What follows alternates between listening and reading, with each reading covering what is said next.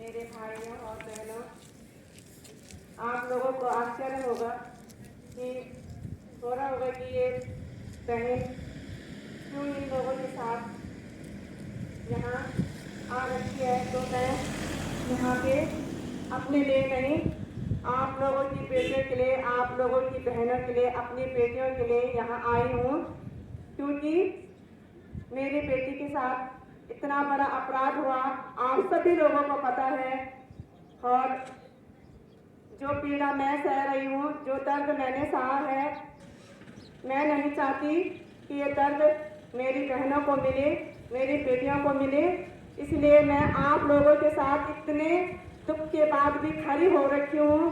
और आप लोग दूर से मुख दर्शन होकर खड़े रहते हैं। आप लोगों को मेरे साथ इस न्याय की लड़ाई में मेरा साथ देना चाहिए, क्योंकि ये लड़ाई अब मेरी बेटी की नहीं है, बल्कि हम सब की बेटियों के लिए है, जो आप सभी को लड़नी होगी।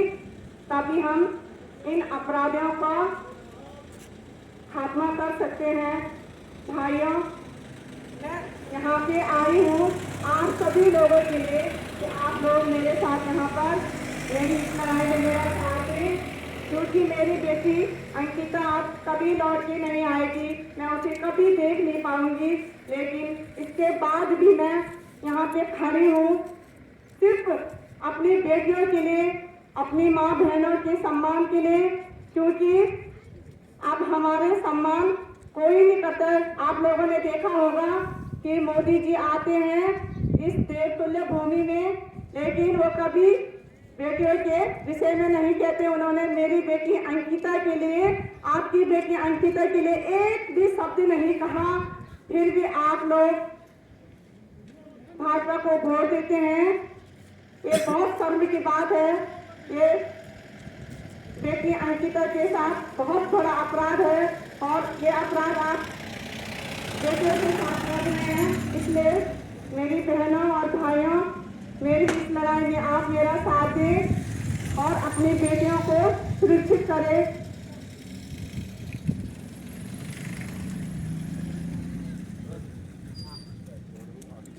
हाँ, आगे भी चल सकता।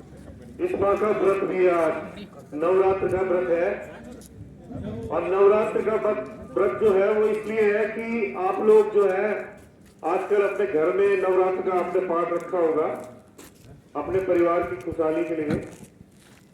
इस देश का दुर्भाग्य नहीं है प्रदेश का। इस परिवार के ऊपर जो दुख का पहाड़ टूटा हुआ है ना, वो तो देखिए उस पे वो बेटी तो वापस नहीं आएगी।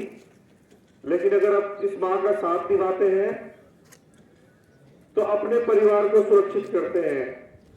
तो मेरा आपसे निवेदन है कि जो नवरात्र की ये पूजा आज से शुरू हो गई है, आप लोगों ने जो हरियाली का पाठ रखा होगा, माँ भगवती से एक प्रार्थना ये भी करना कि जो हमारी बेटी अंकिता भंडारी के साथ हुआ है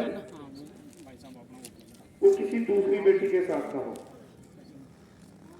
एक 18-19 साल की बेटी जिसका सिर्फ कसूर इतना था कि उसको एक 10,000 रुपए की नौकरी मिली थी और वो चाहती थी कि उस पैसे को कमाकर वो अपने गरीब माँ बाप की सेवा करे, क्योंकि ये माँ आंगनबाड़ी है, पिताजी बेरोजगार हैं। और अगर मैं इनके साथ खड़ा हूं, इसकी वजह ये है कि अगर मैं इनके साथ से हट गया तो जो डबल इंजन है वो इनको ऐसे कुचल डालेगा कि जिसका पता भी नहीं चलेगा कि अंकिता भंडारी का परिवार गया कहां।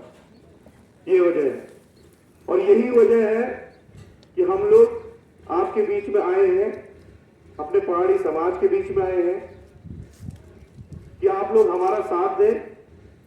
अगर आप हमारा साथ देते हैं और मैं संसद में पहुंचता हूं तो ये सुनिश्चित हो जाएगा कि अंकिता भंडारी को तो न्याय मिलेगा ही मिलेगा, क्योंकि एक सांसद करेगा उसकी पैरवी। जो पहले सांसद थे तीरथ सिंह रावत जी, वो अंकिता भंडारी के मुद्दे पर बिल्कुल खामोश रहे, एक शब्द नहीं कहा उन्होंने। जो जोशीमठ में इतनी बड़ी आपदा आई, उन्होंने एक शब्द नहीं कहा।